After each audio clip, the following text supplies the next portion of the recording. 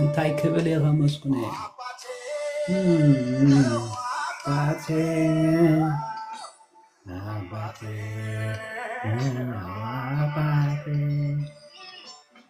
አባቴ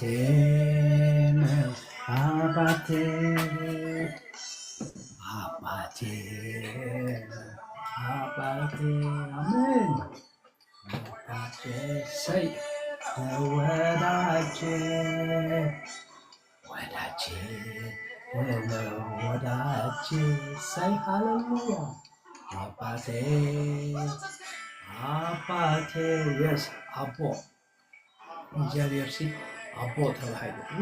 ሃሌሉያ ኢየሱስ ክርስቶስ ጌታ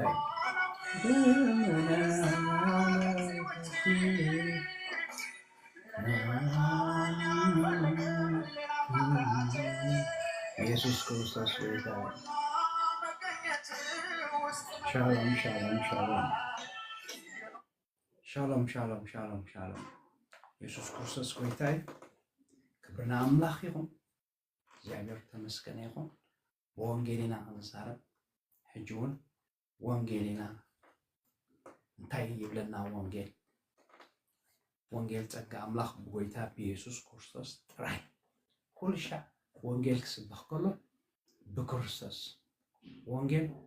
ንክርስቶስ ብክርስቶስ ወንጌል ካ ንኹሉ እዩ ማለት እዩ። ወንጌል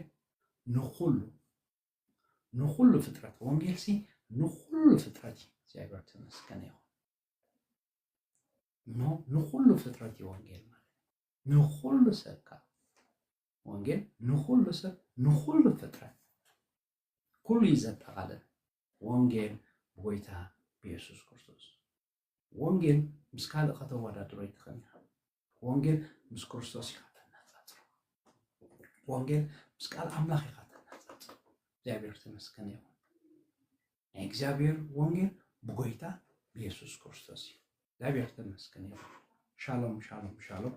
ነውዕጁን ወንጌል ይኽምስከር። ወንጌል ንዝኣመንን ንዘይኣመንን ኩልሻ ወንጌል ክምስከር ኣሎ። ወንጌል ጥዑም ወሬ ስለዝኾነ ወንጌል ጥዑም ወሬ ንኽትሰምዖ ባህ ዘብል ደስ ዘብል ወንጌል በዚ ሰዓት እዚ ብሽም ኢየሱስ ክርስቶስን በዚ ወንጌል እዚ ይዕድመኩም ኣለኹ። ኣብዚ ምድሪ እዚ ብዙሕ ዕድመን ኣብዚ ምድሪ እዚ ነንሕና ነንገዛ ርእስና ንተዓዳደም ኢና ነንሕና ነንገዛ ርእስና ንተዓዳደም ኢና። ፅቡቅ እዩ። ሓደ ንሓደ ክኽብሮ ሓደ ንሓደ ክዕድሞ ፅቡቅ እዩ። እዚ እውን ካበይ ዝመፀ እዩ? ካብ ወንጌል ዝመፀ እዩ። ወንጌል ከዓ ዕድመ ኣለዎ። ወንጌል ከዓኒ ዕድመ ኣለዎ። ካብ ዕድመ ንላዕሊ ኢኻ ህይወት ስለ ዝኾነ ማለት ሕጂ በዚ ወንጌል እዚ ክንዘራረብ ኢና። እግዚአብሔር ተመስገን ይሁን። ክብርና አምላኽ ወንጌል ብጎይታ ብኢየሱስ ክርስቶስ እዩ። እግዚአብሔር ተመስገን ይሁን። ንብክርስቶስ ጥራሕካ ከዓ ንኽትርጉሞ ብክርስቶስ ይጠመካ። ብክርስቶስ ክኸውን ከሎ መንፈስ ቅዱስ ከዓ ኩልሻዕ እንታይ ይገብረካ ማለት እዩ ይገልፀልካ። ናይ ወንጌል ጣዕሙ ናይ ወንጌል ጸጋ አምላኽ ጣዕሙ ንኽትምስክሮ መንፈስ ቅዱስ ኣለዎ። መንፈስ ቅዱስ ኣለዎ። ካልእ ወንጌል ኣይኮነን። ካልእ ወንጌል መንፈስ ቅዱስ ከልዎ ኣይክእልኒ። ካልእ ወንጌል መንፈስ ቅዱስ ከልዎ ኣይክእልኒ። ወንጌል ጸጋ አምላኽ ግን መንፈስ ቅዱስ ኣለዎ መንፈስ ቅዱስ ኣለዎ እግዚአብሔር ተመስገን ይሁን ሐዋርያት ክሰብኩ ከሎ ነው መጽሐፍ ቅዱስ ብዙሕ ነገር ይነግረና ማለት እዩ ሐዋርያት ክሰብኩ ከሎ ነው በዚህ ስምዝስ ከይትሰብኩ ተባይለው ሃሌሉያ በዚህ ስምዝ እንታፊትገው ከይትሰብኩ ተባይለው እዚ ስምዚ እዚ ወንጌል እዚ ኩሉ ሻዕ ክስበኽ ኣሎ ንዝኣመነን ንዘይኣመነን ስፔሻሊ ንነፍሲ ዝበለጸ ንነፍሲ ክትዕማ ዝኽእል ወንጌል ማለት ነፍሲ በብዙሕ ነገር ስለትሽገር በብዙሕ ነገር ስለትጨናነቅ ማለት እዩ እግዚአብሔር ተመስገን ይሁን እነሆ ቃል አምላኽ ከነንብቢና እግዚአብሔር ተመስገን ይሁን ቃል አምላኽ ነንብቦ ክፍለ ከዓኒ ኤፌሶን ምዕራፍ 2 ፍቅዲ 10 ዘሎ ማለት እዩ ኤፌሶን ምዕራፍ 2 ፍቅዲ 10 ዘሎ ኢና እንተ ክንገብር ወንጌል ክንዘራረበሉ እግዚአብሔር ተመስገን ኤፌሶን ምዕራፍ 2 ፍቅዲ 10 ዘሎ ማለት እዩ እንታይ ኢሉና ኣሎ ፍጥረቱ ኢና እሞ ኢሉ ፍጥረቱ ኢና እሞ እቲ አምላኽ ክንመላለሱ ኢሉ ቀደም ዘዳለዎ ሰናይ ግብሪ በክርስቶስ ኢየሱስ ዝተፈጠርና ኢና ኢሉ በክርስቶስ ኢየሱስ እንታይ ዝኾነ ዝተፈጠርና ኢና እግዚአብሔር ተመስገን ይሁን ክደግማይ ክብርና አምላኽ ይሁን ወንጌል እዚ ይመስል ማለት እዩ እንታይ ኢሉ ኤፌሶን 2 ፍቅዲ 10 መጽሐፍ ኤፌሶን ኢና ናንብብ ዘለና መጽሐፍ ኤፌሶን ኢና ንጥቀመሉ ዘለና ምዕራፍ 2 ፍቅዲ 10 ፍጡራቱ ኢና ፍጡራቱ ኢና እቲ አምላኽ ክንመላለሰሉ ኢሉ ቀደም ዘዳለዎ ሰናይ ግብሪ በክርስቶስ ኢየሱስ እተፈጠርና ኢና ወንጌል እዚ ማለት ፍጥራቱ ኢና ተይልሽ በወንጌል ሲ ፍጥራቱ ኢና ማለት እንታይ ዝገበር ማለት ቀደም ዘዳለዎ ወንጌል ሲ ቀደም ነይሩ ወንጌል ካመን ክርስቶስ ቀደም በክርስቶስ ኢየሱስ እንታይ ዝገበሩ ማለት ዝመደቦ በክርስቶስ ኢና ንሪኦ ወንጌል ክንሪኦ ከለና በክርስቶስ ንክርስቶስ ስለዝኾነ ጸጋ አምላኽ ስለዘለዎ መንፈስ ቅዱስ ስለዘለዎ ማለት እዩ ወንጌል ጸጋ አምላኽ ብጎይታ ኢየሱስ ክርስቶስ ንኹሉ ሰብ እንታይ ገይሩ ማለት እዩ ቀደም መዲቡ ምምዳብ በመን እዩ በክርስቶስ ምምዳብ በክርስቶስ እዩ በርከስ ኮሚያት ብለላ ዘቃልሲያ ፍጥራቱ ኢና ሞይሉ ፍጥራቱ ተኾይና ኩሉ ፍጥረት ማለት እዩ ፍጥራቱ ኢና ናብ ሰብ ንሕራምቲና ስፔሻል በአዳም ማለት እዩ ፍጥራቱ ኢና ኢሉ ማለት እቲ አምላኽ ክንመላለሰሉ ኢሉ ቀደም ዘዳለዎ ሃሌሉያ ቀደም እንታይ ዝገበሮ ዘዳለዎ ሰናይ ግብሪ በክርስቶስ ኢየሱስ እተፈጠርና ኢና ኢሉ ጅራዮ ክልተ ነገር ፍጥራቱ ኢና ኢሉ ፍጥራት ኣለዎ ማለት እዩ አምላኽ ካኒ ክንመላለሱ ኢሉ ቀደም ዘዳለዎ ንመን በክርስቶስ ሰናይ ግብርስ በክርስቶስ ቀደም እንታይ ዝገበሮ ዘዳለዎ ቀደም እንታይ ገይሩ ዘዳለዎ እዩ ቀደም ክንብል ከለና ቅድሚ ምስራት ዓለም ንብል ቅድሚ ምስራት ዓለም እንታይ ትኾንኩም ዝተፈጠርኩም ቅድሚ ምስራት ዓለም ዝተመደብኩም ይብለና ቃል አምላኽ ኣብ ብዙሕ ነገር ክዛረበና ቅድሚ ምስራት ዓለም እግዚአብሔር ተመስገን ይሁን ቅድሚ ምስራት ዓለም ወንጌል ክንሪኦ ከለና በክርስቶስ ስለዝኾነ ክርስቶስ ካኒ ቅድሚ ምስራት ዓለም መደብ እግዚአብሔር እዩ እግዚአብሔር ሲ መደቡ አቀዲሙ በመን ማለት እዩ በክርስቶስ ኢየሱስ ወንጌል ሕጂ በክርስቶስ ኢየሱስ ወንጌል ምድሓን ዝኾነሉ በክርስቶስ ኢየሱስ ብኻልእ ምድሓን የለን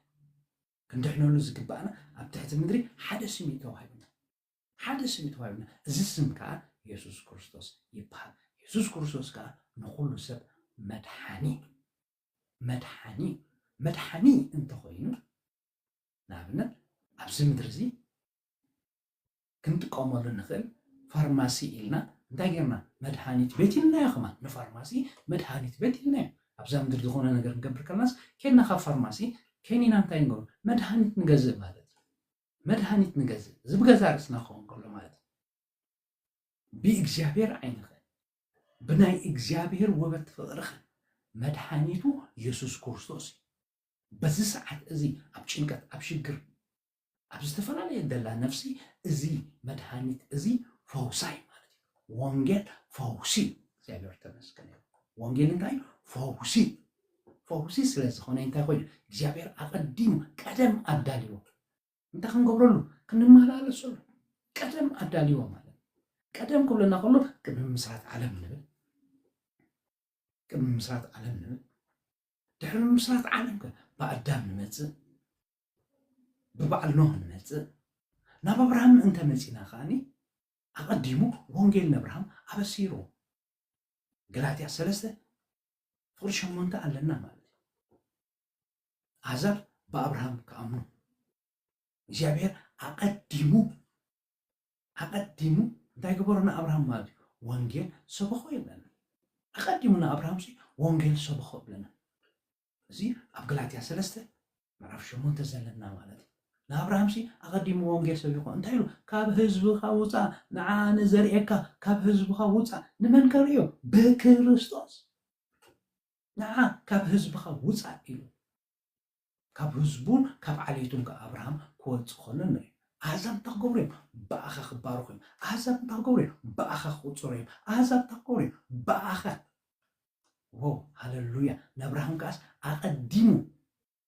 ዝርኢ እንታይ ገይርዎ ማለት እዩ ወንጌል አበሲርዎ ወንጌል ነጊርዎ ንአብርሃም ዋው ሃሌሉያ እዚ ድሕሪ ፍጥረታት ምስ ፍጥረታት እንሆ ንአብርሃም እንታይ ንገብሮ ኣለና ማለት እዩ ንሪኦ ኣለና ማለት እዩ አቀዲሙ አበሲርዎ ማለት እዩ እንሆ ናብታ ኤፌሶን ክንመፅእ ከለና ምዕራፍ 2:10 ኸዓኒ እንታይ ዝብል ፍጡራቱ ኢና ዋው ሃሌሉያ ፍጡራቱ ኢና እቲ ኣምላኽ ክንመላለሰሉ ኢሉ ብገዛ ርእስና ክንመላለስ ኣይንኽእልን ኢና በዚ ወንጌል እዚ ምስ ንኣምን ግን ብኡ እንመላለስ ማለት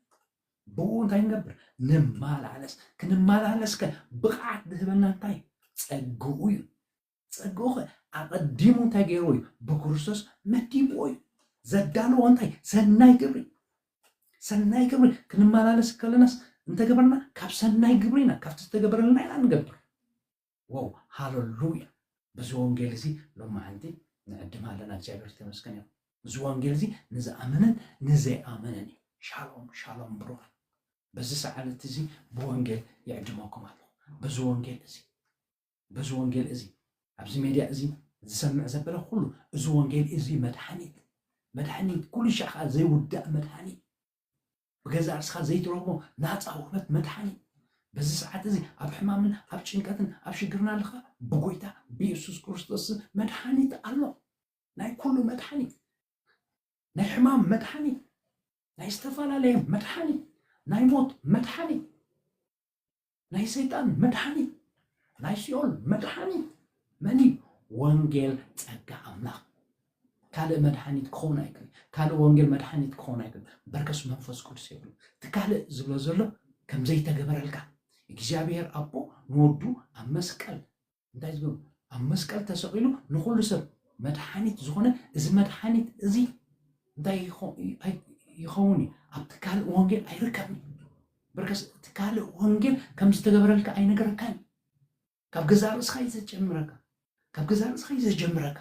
ግበር ስራሕ እየይ ዝጎድለካ ነገር ኣሎ እብለካ ንኣፉ ወይ ንምሳሌ ኢየሱስ ክርስቶስ መድሓኒ ኢሉ የምፃካ ዳሕራይ ዝጎደለ ነገር ኣለካ ክትምልእ ኣለካ ክትውስኽ ኣለካ ኢሉስ ናብ ፃዕሪ እትወካ እዚ ካልእ ወንጌል ይባሃል እዚ ቅትለት እዩ ማለት እዩ መድሓኒት ኣይኮነን ቅትለት ዲንቃስ ብገዛ ርእስኻ ክትውስኽ ትሓስብ ብገዛ ርእስኻ ክትምልእ ትሓስብ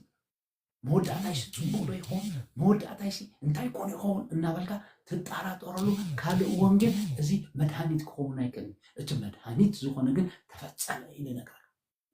ክቡር ዋጋ ከም ዝኸፈለልካ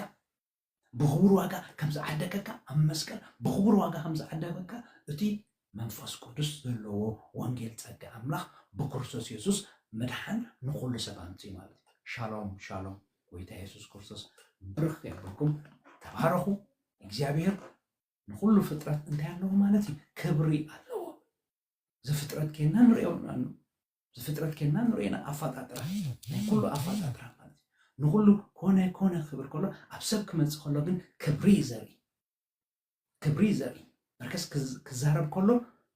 مسلسته أكلات كم بزارب دلو غيرو يرد أكا مالتي أبسب كم تسقله مالتي نوعو سب نفتر نوعو كم زن قبر إلوس حدا قبعي خمس قبرين زنقرك أو خطر دو خلا خمالة أبسب مسبت حمالة سب أكلمي إجابير كبوري لك عدم تساحيتو ولا أنت ودقة تساحيتو ولا أنت تعمزة سي بسيطان مخنات حاجات متي تايزقون دولا أقولنا تيدو عمز أسفتر دولا عمز أفتيرو من حاجات بسيطان غير متي ملأخ كوين يور سيطان قديم حاجات متي قم تغير مالتي بسيطان غيرو نيوان تغيروا عميتوا أسفتوا عدم كابو غيريسن برا قديمو مس እግዚአብሔርቲ ጽቡር ክብዝ ነበረም እሞድ አብ ክርስቶስ እንተኮይና በክርስቶስ ሙሉእ ውህበት ወንጌል በክርስቶስ ሙሉእ ውህበት እዚኻ እንታይ ይላልና ጸጋ አምላክ ኮይኑ መንፈስ ቅዱስ ዘለዎ ማለት ሻሎም በዚ መንፈስ ቅዱስ ዝንጽዋዕኩም አለና በዚ መንፈስ ቅዱስ ይዕድመኩም አለና በዚ መንፈስ ቅዱስ ንኹሉ እንታክገብር ዝኽእል ከረድእ ዝኽእል ንልብ እንታክገብር ዝኽእል ዝፍውስ كزارب زغل لبز تنكف منفس قدسي بمن بغيتها بيسوس كريستوس نما نمسب أمسك قبر واقع تخفيل لي وانجيل نقول سب واقع خفيلي ويتا يسوس كريستوس بركة بكم كان معنا بزتفال عليك من رحمنا شالوم تبارك